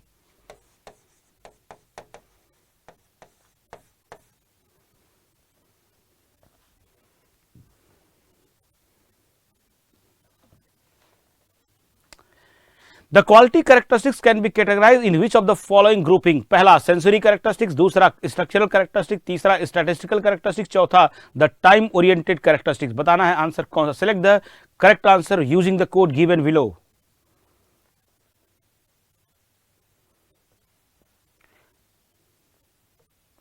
Question का नंबर, जैसे मान लो ये तीसरा क्वेश्चन है, ठीक है, इट इज थर्ड क्वेश्चन। चलो हम लिख दे रहे हैं क्वेश्चन, हमने पहले इसके पहले वाला जो क्वेश्चन था उसको लिख दे रहे हैं दूसरा क्वेश्चन, ठीक है। इसके पहले वाले को लिखा है पहला question, this is question number 1। चलो this is question number 3।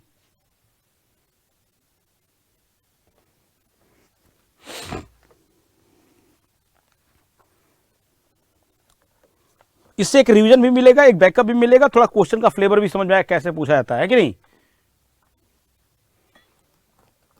Mister कौन है ये, अमन सोनी। आप थोड़ा सा ध्यान से, थोड़ा ध्यान से, क्वेश्चन को हल्के में नहीं लेना। प्रदीप मौर्य गलत आंसर।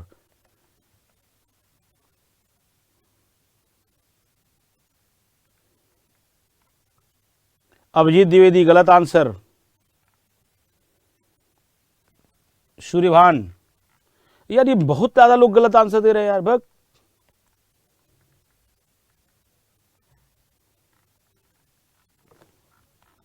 ना भैया, ना ना ना ना यार। देखो जब आप पढ़े हो, आपको पढ़े हो, जब क्वालिटी कैरेक्टरिस्टिक्स पढ़ाया गया था तो 4 पार्ट में बांटा गया था। कौन कौन सा? सेंसरी कैरेक्टरिस्टिक्स बिल्कुल सही है, स्ट्रक्चरल कैरेक्टरिस्टिक भी सही है, टाइम ओरिएंटेड कैरेक्टरिस्टिक भी सही है, बट स्टैटिस्टिकल कैरेक्टरिस्टिक्स तो नहीं होता है कहीं।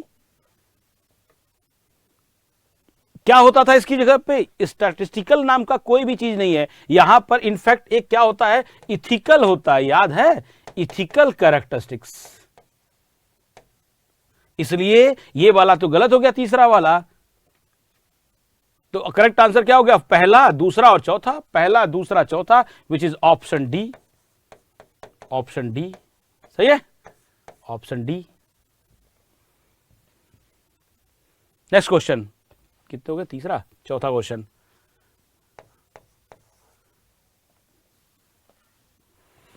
थोड़ा ध्यान से दो लोगों ने, कई लोगों ने दिया था ना। जिन लोगों ने क्लास किए रहोगे तो उसको आपको क्लिक कर जाएगा। ध्यान से पढ़ते रहिए क्वेश्चन, ध्यान से क्वेश्चन करिए, गलती नहीं होना चाहिए।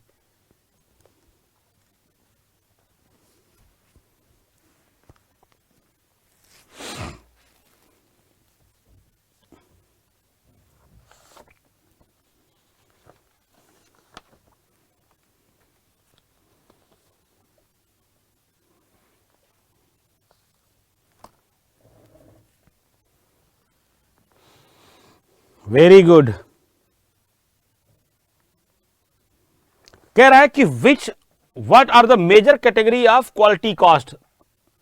कॉस्ट का मेजर कैटेगरी क्या क्या है बताया गया भाई। Prevention, appraisal, internal, external failure cost. Prevention cost आ गया, अप्रेजल कॉस्ट आ गया, इंटरनल फेलियर कॉस्ट आ गया। प्रोडक्शन कॉस्ट नाम का कोई भी चीज नहीं है, यह भी गलत। इसलिए आंसर है 1, 2 and 4। 1, 2 and 4 is the option B.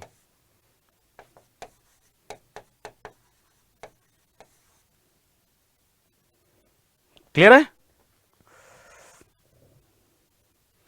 यार। ये अभिजीत द्विवेदी, मेरी नजर हमेशा उन्हीं पढ़ती जिन पे आंसर गलत आते। अभिजीत द्विवेदी यार, मतलब ऐसे करोगे क्या?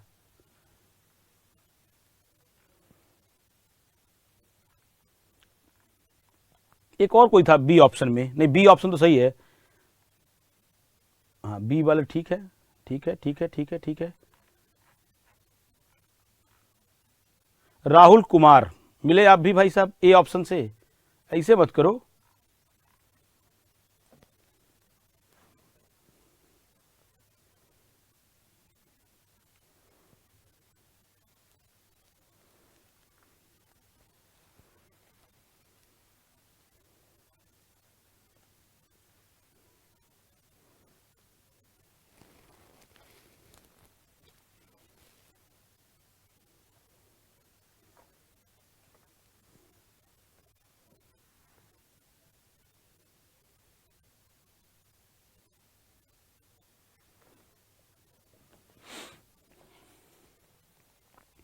एक थोड़ा सा जनरलाइज क्वेश्चन है ये। Consider the following statement regarding the production. Regarding the production, दो हम एक फिर से बता रहे बात। हम जिन टॉपिक को कवर कर रहे हैं स्टैंडर्ड्स एंड क्वालिटी, इसमें इस टॉपिक में हम अपने टॉपिक में क्या क्या कवर कर रहे हैं, क्वालिटी कंट्रोल, ये जो मशीनरी मेंटेनेंस वाला पार्ट है, प्रोडक्शन कंस्ट्रक्शन, अभी कंस्ट्रक्शन वाली बात नहीं कर रहे, पर प्रोडक्शन साथ साथ चलता रहा है, ठीक है ना। देख रहे हो प्रोडक्शन का पार्ट का क्वेश्चन है, the major aspect of production that may lead to sickness, खराब करेगा, major aspect of production that may lead to the sickness, बीमार करेगा, खराब करेगा। पहला, increase in the cost of production, obvious सी बात है यार, अगर आप कॉस्ट ऑफ प्रोडक्शन अगर बढ़ गया तब तो यार मतलब खराब है, ये लूज करने वाली है, लॉस करने वाली बात है। पहला स्टेटमेंट बिल्कुल सही है। Decrease in the quality of the production, production की क्वालिटी खराब कर दिए, ऑब्वियस सी बात है, आपका प्रोडक्शन सेक्टर खराब होगा, बिल्कुल सही बात है, सिकनेस देगा, बीमार है। Quality of product not meeting the standard या कस्टमर एक्सपेक्टेशन, क्वालिटी की डिफिनीशन ये कस्टमर के एक्सपेक्टेशन को मीट करना चाहिए और नहीं मीट कर रहा है, इसका मतलब ये भी आपकी बीमारी है, ये भी सही नहीं है। Producing more quantity can be sold leading to the accumulate to the, भाई आप उतना ज्यादा प्रोडक्ट बना रहे हो जितना बिक नहीं पा रहा है, इसका मतलब आप स्टोर करोगे और स्टोर करने का मतलब होल्डिंग कॉस्ट आएगा, होल्डिंग कॉस्ट का मतलब है कि आपका प्रोडक्ट क्या हो सकता है, खराब, ये भी बीमारी है, ओवर प्रोडक्शन नहीं होना चाहिए। तो the correct answer is 1 2 3 4 which is option B,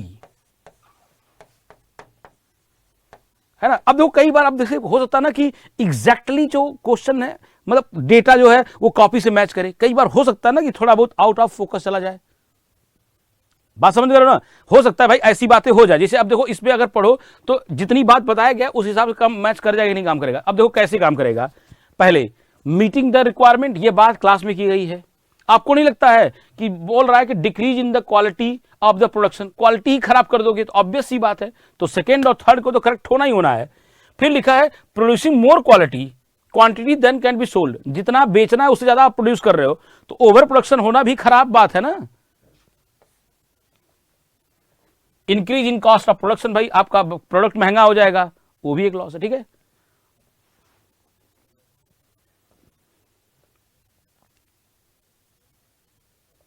decrease in quantity of production, अच्छा ये कह रहे हो decrease in quantity of production, भाई आप ऑब्वियस सी बात है, ये भी है,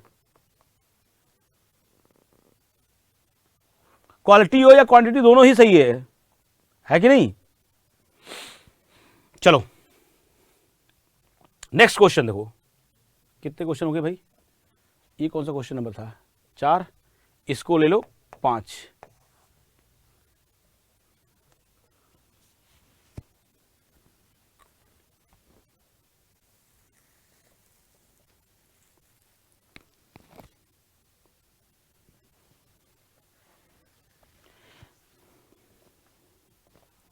सिक्स,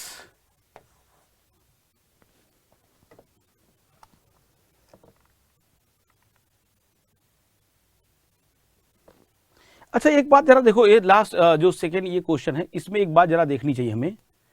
पॉइंट ये है कि decrease in the quantity of production, दो एक बात मुझे मैं क्वालिटी पढ़ रहा था, वो क्वालिटी नहीं वो क्वांटिटी है। अगर मेरे समझ से चला जाए इस क्वेश्चन में आंसर, तो देखो एक बात समझो, इसमें पॉइंट नंबर 2 में हम एक बात को समझेंगे, मैं उसको क्वालिटी पढ़ रहा हूं, क्वालिटी नहीं वो क्वांटिटी है। Decrease in quantity of production, अगर क्वांटिटी को डिक्रीज कर दे तो ये कोई बीमारी नहीं है यार, आई थिंक ये ठीक है, क्वांटिटी को डिक्रीज कर सकते हैं ना यार, जरूरी है क्या बिल्कुल कि भाई ओवर प्रोडक्शन दिक्कत है, पर थोड़ी सी कम प्रोडक्शन करने में कोई दिक्कत नहीं है, वो कोई बीमारी नहीं है। I think the statement 1 is absolutely correct. Increase in the cost of production वो आपको लॉस कर सकता है, बट अगर क्वांटिटी में अगर थोड़ा बहुत कम बेसी है तो उससे कोई दिक्कत नहीं है।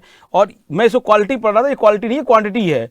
तीसरा स्टेटमेंट बिल्कुल सही है, क्वालिटी ऑफ द प्रोडक्ट अगर मीट नहीं कर रहा तब तो दिक्कत है, प्रोड्यूसिंग मोर क्वालिटी कैन भी दिक्कत, अगर ज्यादा क्वांटिटी अगर बनाते हो तो दिक्कत हो सकता है। इसलिए स्टेटमेंट 2 गलत है, इसलिए सही होगा 1 3 और 4, 1 3 और 4 विच इज ऑप्शन डी।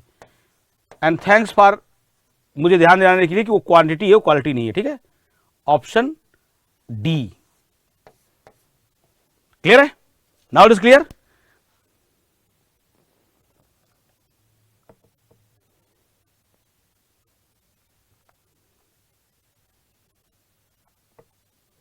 चलो next question, question number 6, cost claim by customer in guarantee period regarding defective product is, बताओ इनमें से किस में आएगा ऑप्शन?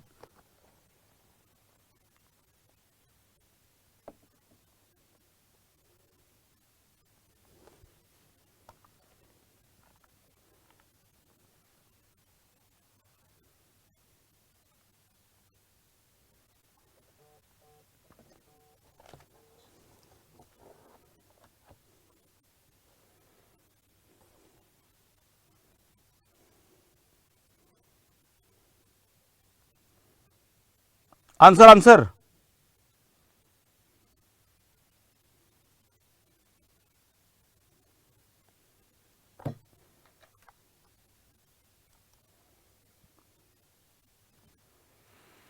भाई गारंटी पीरियड, भाई किस में आएगा? देखो अप्रेजल कॉस्ट में आएगा नहीं, ये कब आता है? गारंटी वारंटी ये टाइम वाला कॉस्ट कब आएगा? जब कस्टमर को प्रोडक्ट मिल जाता है कि नहीं।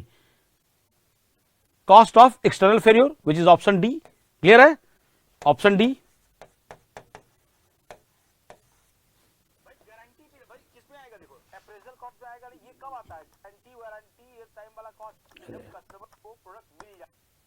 ठीक है, चलो next question. Which one of the following reflect, दो ये थोड़ा हमने क्वेश्चन फ्रेम आउट उस पॉइंट आउट से कर रखे हैं कि अगर कहीं क्वेश्चन वन लाइनर भी हुआ तो भी डील होना चाहिए ना। जैसे अब ये क्वेश्चन है, ये वन लाइनर क्वेश्चन है, इस टाइप के क्वेश्चन भी आपके एग्जाम में आ सकते हैं। विच one of this reflect an internal failure cost?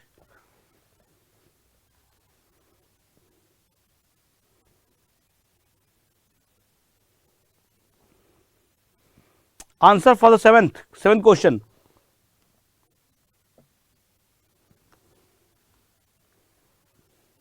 Very good.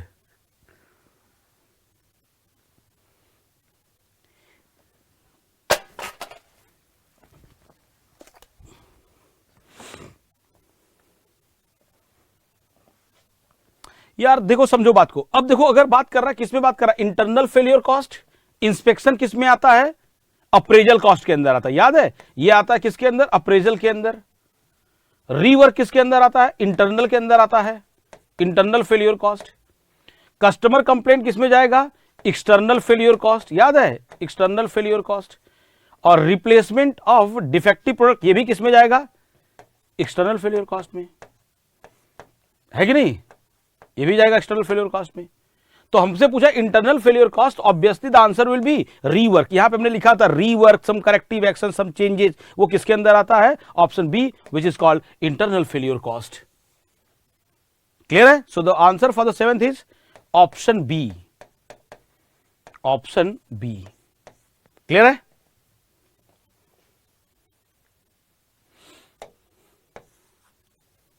Seven हो गया। 8 next question, question number 8।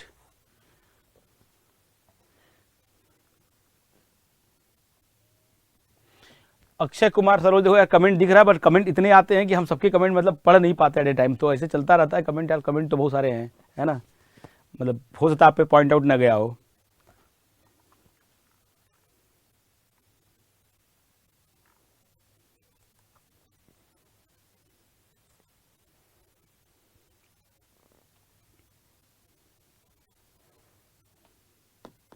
Very good.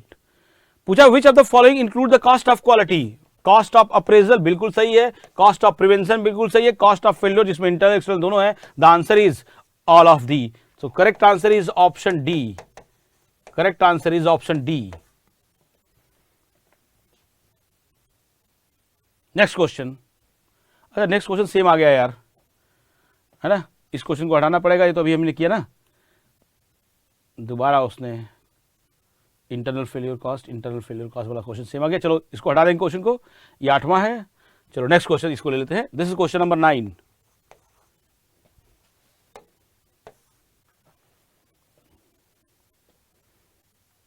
Which of the following included in the cost of quality?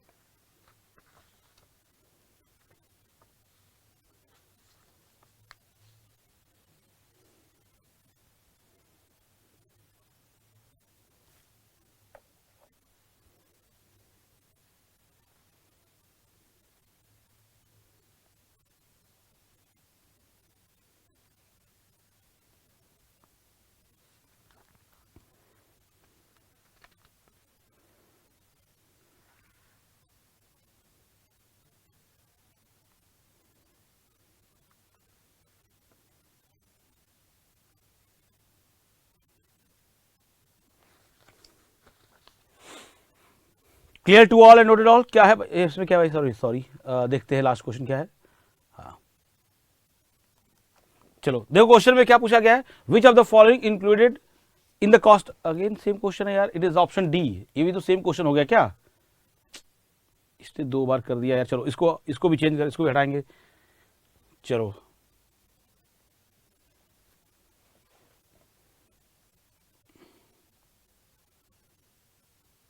चलो नेक्स्ट क्वेश्चन। तो देखो ये वाला भी क्वेश्चन हमारा दोबारा आ गया था, इसको हटा देते हैं, इसको भी 9th को हटा देते हैं, है ना। चलो नेक्स्ट क्वेश्चन इसको लेंगे हम, 9th क्वेश्चन इसको लेंगे। Consider the following component. देखो ये क्वेश्चन 2019 का पूछा हुआ क्वेश्चन है।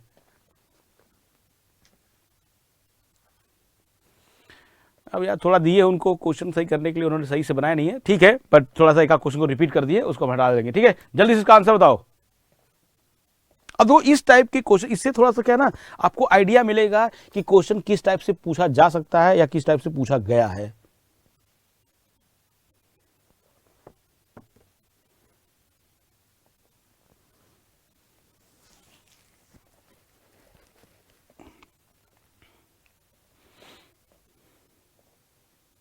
क्या होगा भाई इसका आंसर 9th का?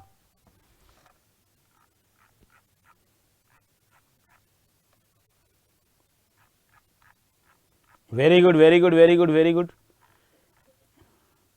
तो 9th में पूछा गया है कंसीडर फॉलोइंग कंपोनेंट। अब आप ये बात देखो, अब उसने ये बात देखो लिखा क्या है, विच of the following component compromise the Deming system of profound knowledge. Same नाम से आया क्वेश्चन। साइकोलॉजी क्या क्या बताएगा, 4 चीज होता है, psychology, variation, knowledge of system and theory of optimization, बिल्कुल सही है। और दूसरा क्या है, exposure to the theory of knowledge. इसमें वो बात नहीं लिखा है, एक तीसरा होता ना exposure to the theory of knowledge, वो वाली बात गायब है। ये प्रोसेस तो नहीं होता है,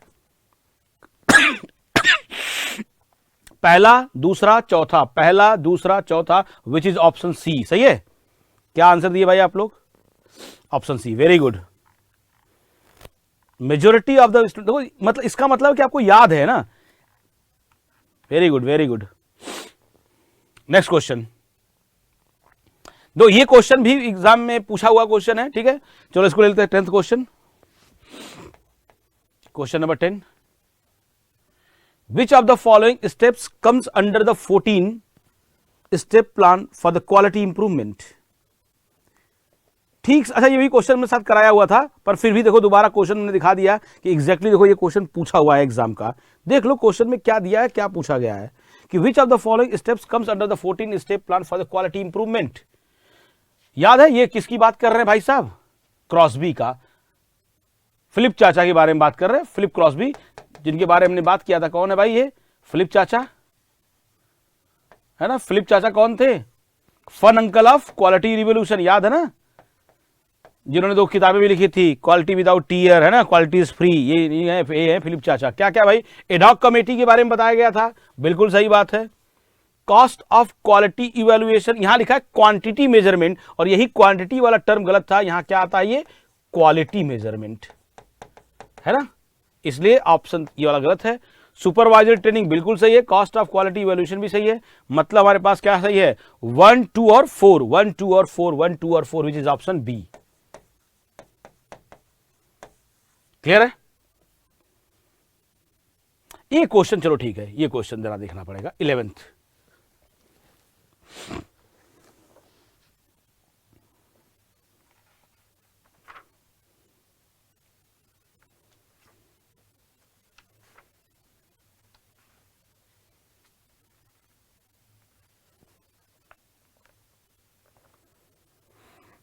क्वेश्चन नंबर 11 का आंसर बताइए सभी लोग।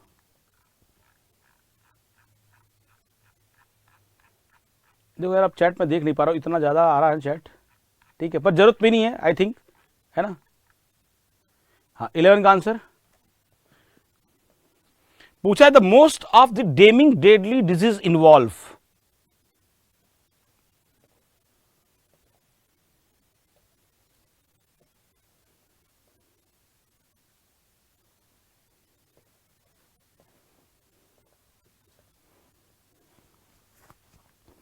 अब देखो इनका ना, अब क्वेश्चन देखो ये यूपीएससी के पूछने का तरीका थोड़ा था, लिखा इमोबिलिटी ऑफ मैनेजमेंट, जबकि याद करिए 7 डेडली डिजीज में ये जो हमने बात किया था उसमें क्या था, मोबिलिटी ऑफ मैनेजमेंट। यहां लिखा इमोबिलिटी ऑफ मैनेजमेंट। वहां पे क्या होता है, यहां पर इमोबिलिटी जगह पे क्या होता है, मोबिलिटी। याद है ना, यही बताया गया था, मोबिलिटी ऑफ टॉप मैनेजमेंट या मोबिलिटी ऑफ मैनेजमेंट। यहां लिखा उन्होंने लॉन्ग टर्म, हमने क्या बताया था, शॉर्ट टर्म, है ना। Lack of understanding of variation, यहां लिखा है high degree of constancy. Basically हमारे पास क्या होता है, लैक ऑफ, ये होता है ना, यहां क्या होता था, lack of constancy of purpose. तो ए और बी और सी तो ये तो हो ही नहीं सकते, ए बी और डी नहीं हो सकते हैं। इस बेसिस पे इसका आंसर क्या दिया जाएगा, a lack of understanding of variation, which is option C. Getting the point, how the answer is option C. काफी लोगों ने बिल्कुल सही दिया है आंसर यार, very good.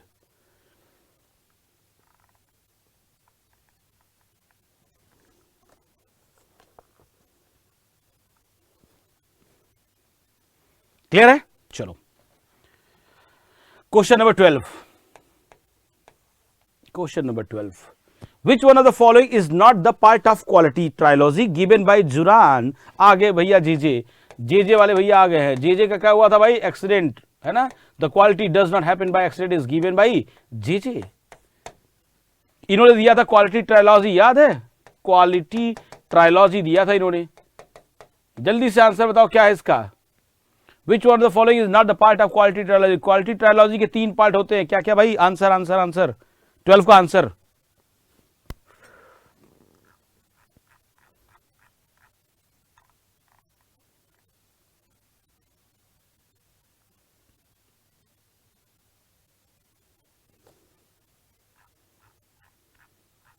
Good.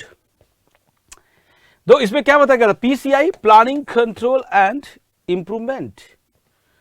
Planning, quality control, then quality improvement, which is option B is the wrong. तो इसका मतलब है आंसर क्या हो जाएगा, ऑप्शन बी। नॉट पूछा है ना यहां से, ध्यान से, यहां क्या पूछा गया है, नॉट का मतलब हो जाएगा option B. Option B is the correct answer. Clear है, चलो एक आध क्वेश्चन और कर लेते हैं। चलो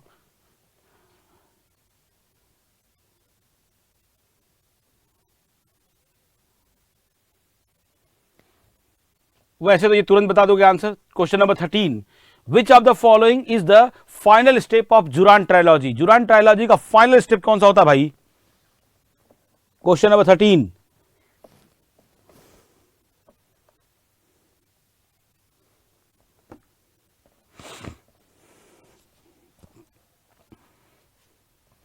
और याद हो अगर याद हो तो जे भैया की जो क्वालिटी ट्रायोलॉजी था उसमें पहला था प्लानिंग, है कि नहीं, दूसरा है कंट्रोल और तीसरा है इंप्रूवमेंट, है कि नहीं। और जो इंप्रूवमेंट है वो हमारा कौन सा स्टेप है, थर्ड स्टेप है, यही है फाइनल स्टेप। शायद मैंने वहां पे लिखवाया भी होगा फाइनल स्टेप, और इसको बोलते हैं फर्स्ट स्टेप, है कि नहीं। तो ये हमारा प्लानिंग फर्स्ट, ये हो गया कंट्रोल सेकेंड, और थर्ड स्टेप में क्या होता है, improvement, quality improvement. The answer is option D, which is option D. सही है।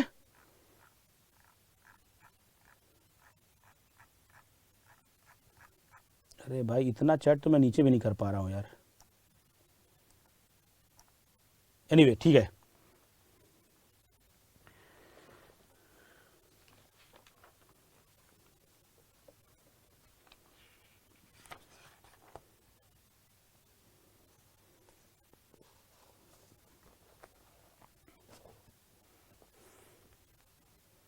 वेरी गुड, चलो कितना हुआ था, 13। चलो 14, question number 14।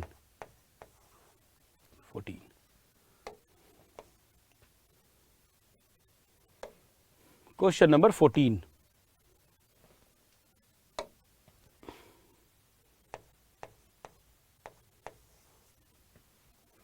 Which of the following department ensure the quality of the product. और ये देखो ईएससी 2020 का पूछा हुआ क्वेश्चन हमने लिया है। चलो ठीक है, जल्दी से आंसर दो। इससे क्या है ना, एक रिवीजन भी हो जा रहा है और आपको थोड़ा सा समझ में आएगा कि क्वेश्चन जैसे, अगर देखो क्या है ना, आपको तो ये बात पता है कि यूपीपीएससी ने जो सिलेबस है वो चुराया है किससे, यूपीएससी से। उनका खुद का सिलेबस तो है नहीं वो, मतलब ऐसा बोलना नहीं चाहिए कि चुराया हुआ है, मतलब they have taken the syllabus from the UPSC. तो अगर उन्होंने यूपीएससी सिलेबस लिया तो हो सकता है उनका कोई बड़ी बात नहीं कि वो क्वेश्चन भी वहां से उठा ले। तो हमने दोनों टाइप के क्वेश्चन रखे, होता वन लाइनर हो सकता इन्हीं में से कोई क्वेश्चन आ जाए, कोई बड़ी बात नहीं है ना। सारे आंसर ठीक गए, चलो जल्दी जल्दी इसका answer. Which of the following department ensure the quality, तो बताओ, बताया गया था 8 डिपार्टमेंट के बारे में बताया गया था। Product design and development, marketing and product planning, packaging and shipping. याद करिए, सेल्स डिपार्टमेंट नाम का कोई भी चीज नहीं होता है, सेल्स डिपार्टमेंट नाम का कोई भी चीज नहीं होता है। इंजीनियरिंग है, इंजीनियरिंग डिटेल था, पैकेजिंग था, है ना, परचेजिंग डिपार्टमेंट था, है कि नहीं, कस्टमर सर्विस था, लेकिन सेल्स डिपार्टमेंट, भाई सेल्स डिपार्टमेंट कैसे क्वालिटी को इंश्योर करेगा यार, मतलब इलॉजिकल बात भी ऐसे भी लगता है, मतलब अगर कोई नहीं भी पढ़ा है तो भी वो इसको एलिमिनेट कर सकता था। क्लियर है? सो करेक्ट आंसर इज 1 2 3 1 2 3 1 2 3। कौन सा ऑप्शन भाई? ऑप्शन ए सही है ना, ऑप्शन ए।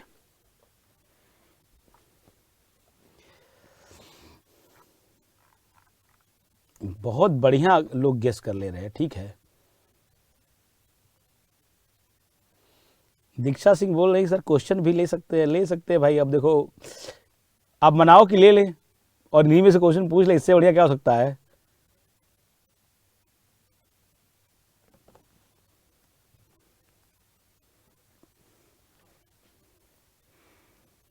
ओह चलो, ये भी एक क्वेश्चन, चलो एक और ले लेते हैं। कितना क्वेश्चन हुआ भाई? 14। This is the question number 15। Answer जल्दी से बताओ 15 का। Which of the following are the general sub area of quality control? Quality control,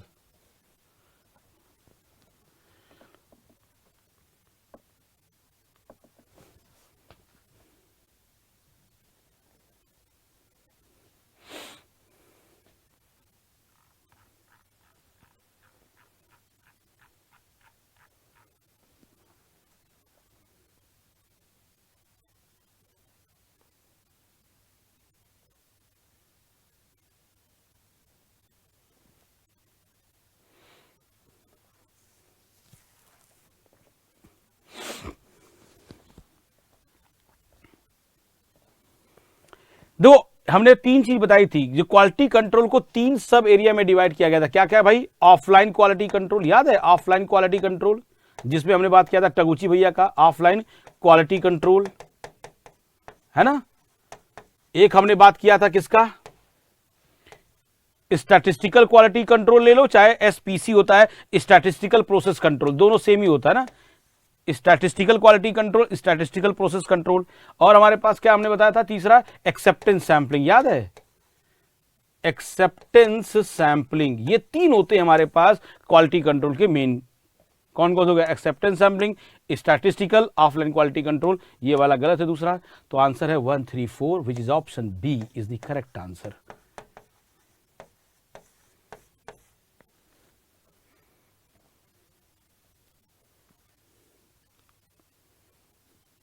That's it.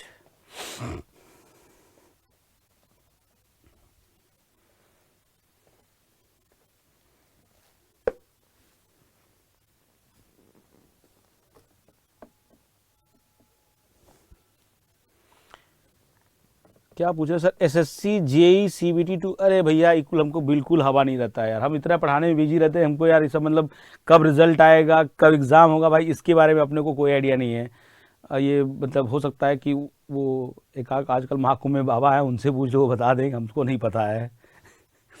मतलब मेरे को यार इस सब चीज़ों का ना प्रेडिक्शन, मतलब उस पर मैं काम नहीं करता, इसलिए मुझे पता नहीं होता है। ये तो हमको बोल दिया गया कि सर आपको यूपीपीएससी का बैच पढ़ाना है, तो हम पढ़ा रहे यार। मतलब अभी डेली रेगुलर अभी क्लास सुबह शाम चली। आज थोड़ा सा रिलैक्स है कि आज सुबह क्लास नहीं थी यार, ठीक है, इसीलिए हमने थोड़ा सा इस पर काम भी कर लिया आपके पास कि क्वेश्चन के थोड़ा प्रैक्टिस भी करा लिए, ठीक है। एनीवे, तो आज की क्लास में देखो हमने यार 15 क्वेश्चन की प्रैक्टिस कराए हैं, ठीक है, और आज हमने थोड़ा सा पार्ट पढ़ा है। कल इसी क्वालिटी को हम लोग थोड़ा और इंक्रीज करेंगे। आज की क्लास हम लोग यहीं तरह देंगे यार। सो आई होप कि आज आपको क्लास में मजा आया होगा और आपने सीखा होगा। जितना हमने कराया उसको रिवाइज करिए। कल हम लोग कुछ और टॉपिक देखेंगे इसी क्वालिटी, दो हम 3 चीज को कवर कर रहे हैं, ध्यान रखिएगा। Quality control, maintenance and production construction वाला पार्ट, ये सब कवर कर रहे हैं हम इसमें, ठीक है। तो चलिए आज की क्लास को यहीं रखते हैं यार, मिलते हैं कल की क्लास के टाइम पे सेम 5 बजे, ठीक है। So this is all for today guys, see you tomorrow at the same time, 5 PM. Till then, bye bye and good night. शुभ रात्रि.